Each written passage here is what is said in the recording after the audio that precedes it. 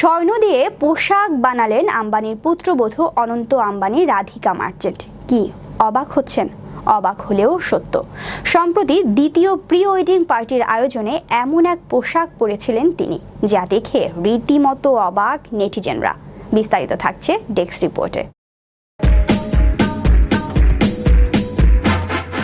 ভারতের শীর্ষ ধনী মুকেশ আম্বানির ছেলের বিয়ে বলে কথা, আয়োজনে কোনো কমতি থাকতেই পারে না।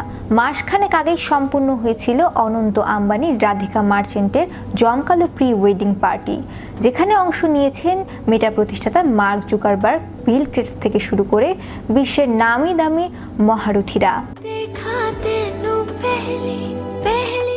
সপ্তাহ খানেক ধরে চলছে সেই আয়োজন। বলিউড বাদশা শাহরুখ খান, পপ তারকা রিয়ানা সকলেই এক ছাদের নিচে একত্রিত হয়েছিলেন অনন্ত রাধিকার প্রি ওয়েডিং অনুষ্ঠানের কারণে।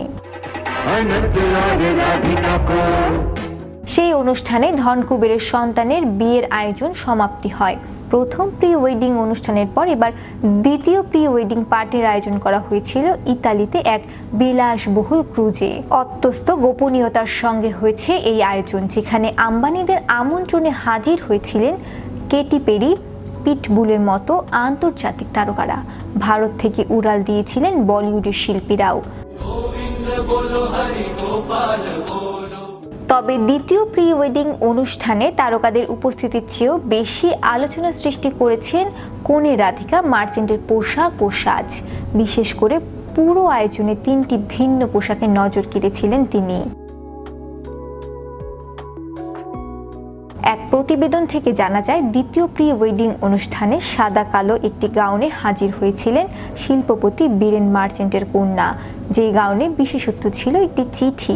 রাধিকার 22তম জন্মদিনে অনন্ত আম্বানি যে চিঠিটি লিখে উপহার দিয়েছিলেন, সেটি প্রিন্ট করা হয়েছে এই পোশাকে। সেখানে লেখা ছিল, আমি সব সময় জীবনসঙ্গী হিসেবে তোমার মতো কাউকে খুঁজছিলাম, তুমি আমার স্বপ্নকে ছাড়িয়ে গেছো।